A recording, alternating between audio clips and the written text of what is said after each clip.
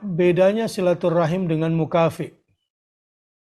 Silaturahim itu sebetulnya identik dengan menyambung hubungan yang hampir putus atau akan diputuskan oleh salah satu pihak. Itu silah. Kalau mukafi itu artinya balasan. Karena dia sudah mengunjungi saya, maka saya akan mengunjungi dia. Karena dia datang ke rumah saya akan ke rumah dia. Karena dia membawa hadiah buat saya di hari raya, saya juga kirimkan dia hadiah. Ini namanya al-mukafi. Mukafi ini adalah salah satu bentuk silaturahim yang paling bawah. Ya, yang paling bawah. Yang paling tinggi dari silaturahim itu adalah menyambung hubungan kepada seseorang yang hendak memutuskannya. Nah, ini sebetulnya puncak daripada silaturahim itu. Menyambung hubungan kepada yang hendak memutuskannya. Ini dulu kita mesti tempatkan secara baik silaturahim ini.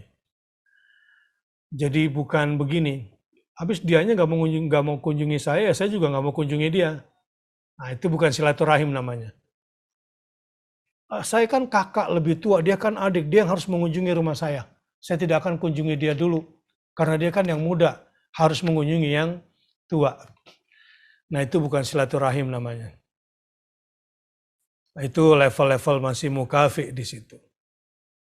Membalas kunjungan atau semata-mata karena ingin, ya memang tidak salah sih dia minta dihormati sebagai kakak tertua, tetapi silaturahim itu esensinya adalah menyambung hubungan kepada orang yang hendak memutuskannya, atau jika dibiarkan ini semua akan terputus.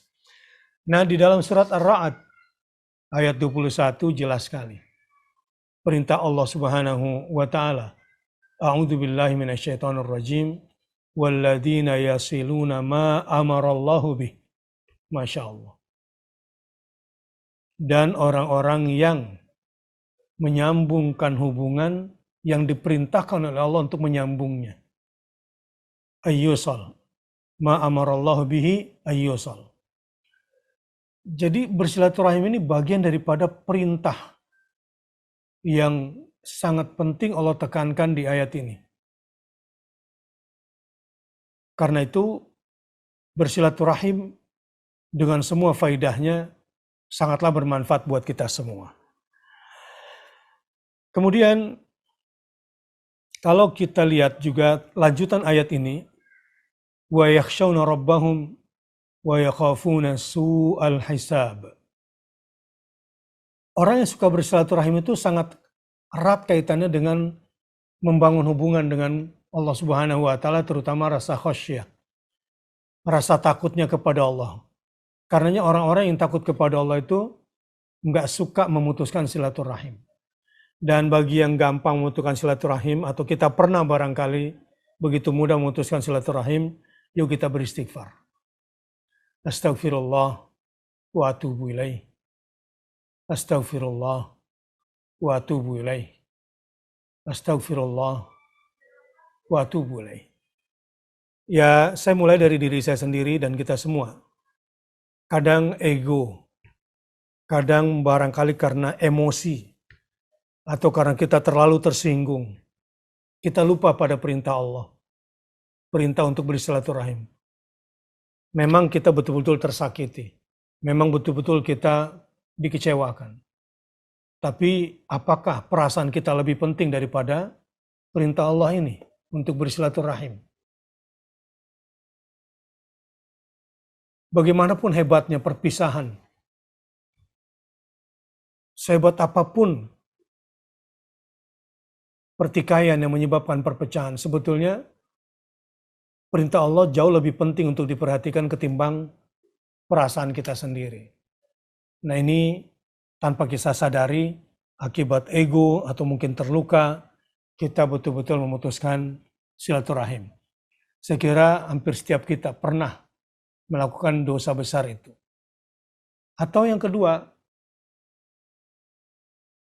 karena mungkin kesombongan. Naudzubillah min dzalik, ini lebih berbahaya lagi.